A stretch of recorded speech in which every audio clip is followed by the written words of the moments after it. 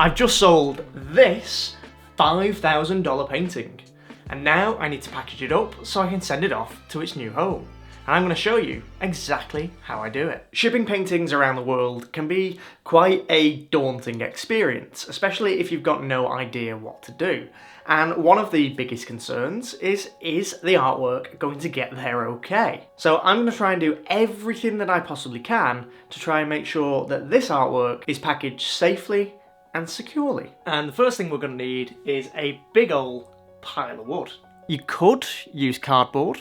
We have loads of that too, but the company that we use most often, which is called DHL Express, doesn't actually insure artworks if they're packaged in cardboard. They have to be packaged in wood. If I'm just sending work around the UK, I'll either drive it myself or just use Royal Mail. I'm happy with their service, they insure up to £250, but anything that's going out of country, going abroad, I want to make sure it's in the sturdiest package that I can possibly make. I use 2 thicknesses of wood for all of my crates.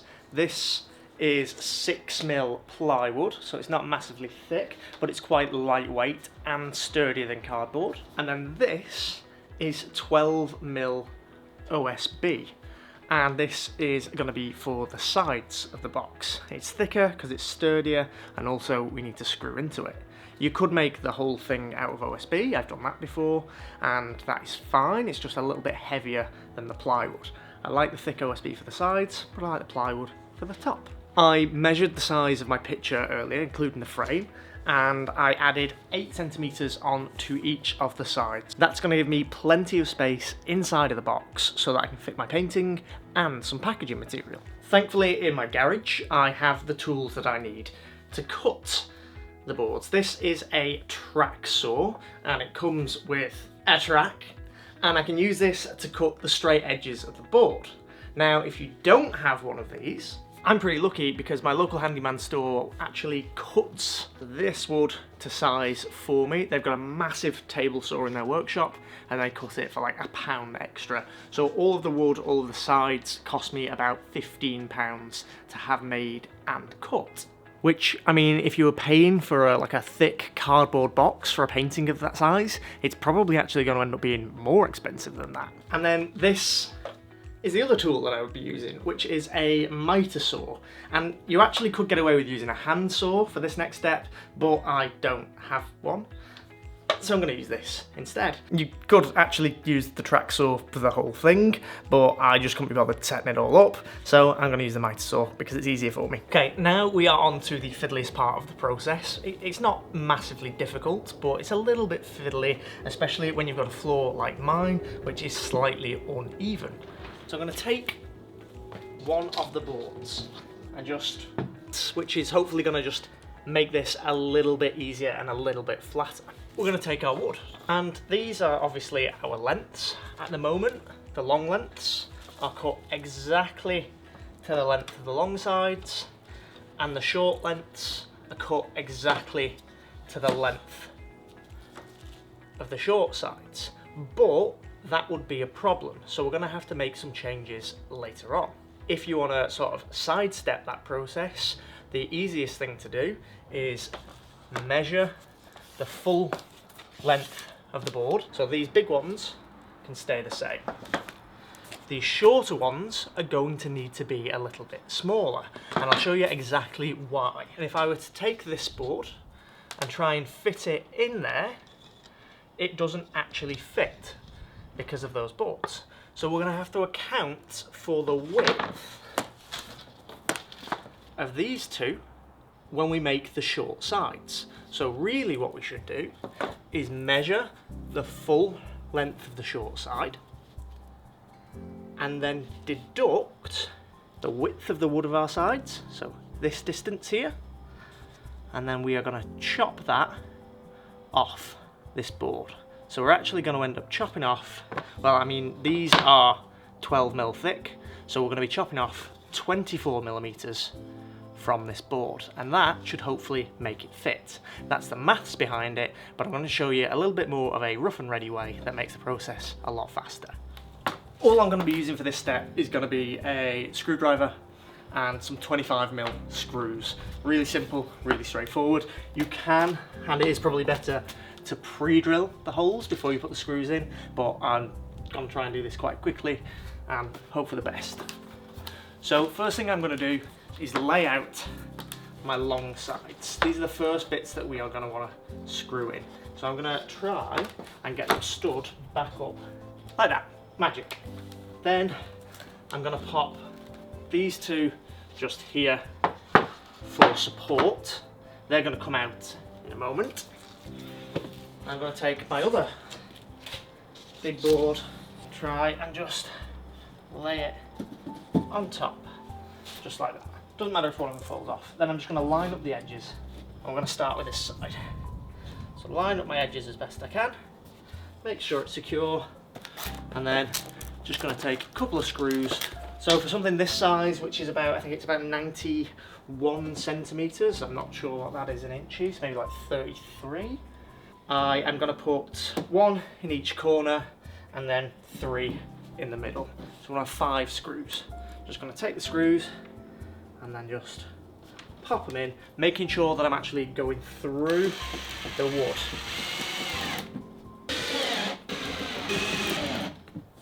The tricky part is usually getting this balance so it's not wobbling all over the place. And then just do the same on the other side.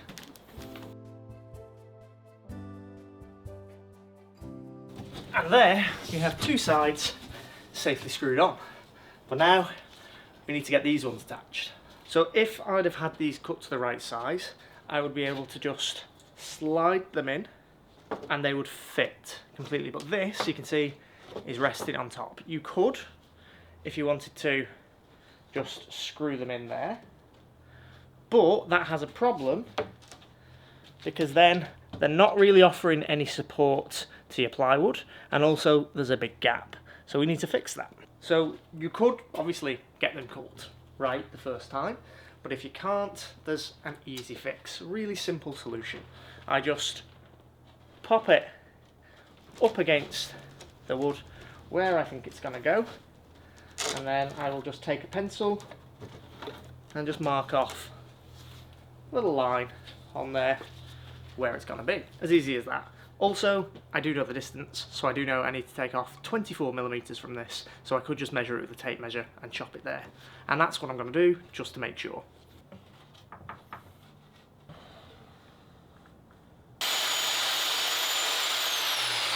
Okay, to make this a little bit easier for myself, I like to turn it on its side.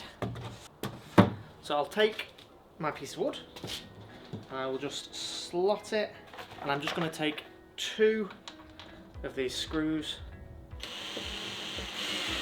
directly into that board, and then I'm just going to repeat this process. I'll do that side and then I'll flip it over and do the same on the side that we've not screwed.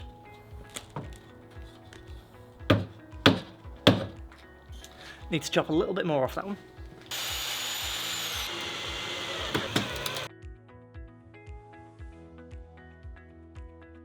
So the sides are pretty on now, but obviously there's still a big gap here. So we're just going to go ahead and lie this flat. And we're just going to add some more screws in there to seal it all together.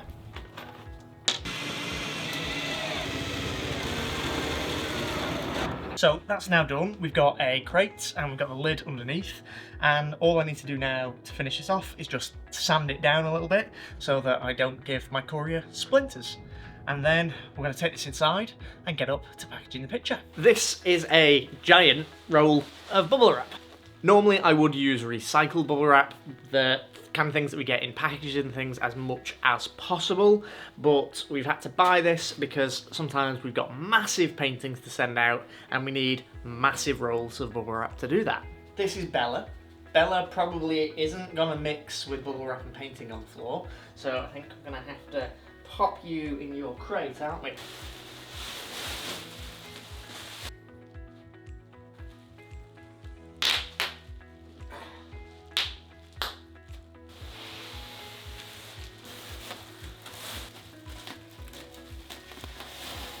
Okay, it's all packaged up in the bubble wrap. That's probably going to be okay for what it needs to be because it is a MDF backed panel, so it's pretty sturdy anyway. Now I've got to go and see if this fits inside my crate. Fingers crossed.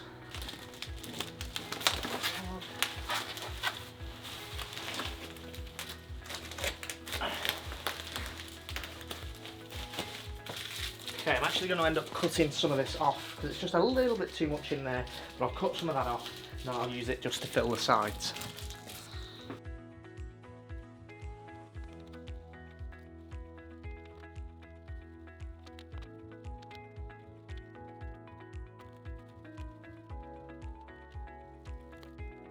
And now we've got a pretty well packaged picture. Like, that's not going anywhere. I make sure there's no wiggle room this way, all wiggle room this way. So that's pretty much in there. It's not going anywhere. It's got plenty of padding around it. Sometimes I will come along and I'll put a piece of cardboard over the top to build it up so that there's also no wiggle room up and down as well. But because I made this one about the right height, it's probably a little bit too short actually. I made these 10 centimeters tall and it's just about right. The lid will get screwed on so it'll all get squeezed in really tight, but I should have made them a little bit taller, maybe 11 centimeters, so that little bit more, and then maybe I would have had to put a piece of cardboard over the top. But again, as I said, I don't need it for this one. All I need to do now is screw the lid on and then get it labelled up, ready to be picked up by the courier tomorrow. Any leftover bits, he's not going in the bin. This is going to go in our leftover bits bag, and then it's going to be used for future paintings. And that is it. That is how I go about packaging my paintings so that I can ship them around the world. Obviously, that is just the way that I do it. It's not the right way, it's not a wrong way, it's just the way that I have found works best for me. I hope this video has been helpful for you, and I hope it has given you the confidence to maybe send some of your own pictures in this way. I know it was one of the big things that worried me, was how do I get these paintings that I've put hours and hours and hours and hours of work into, and how do I get them safely around the world? And once I learned how to do this, build these crates for them, it made everything so much easier because now I didn't need to worry about that. Anyway, I hope you've enjoyed the video. If you want to see more of my videos, then check out this painting video here. And as always, thank you so much for watching, and I'll see you next time.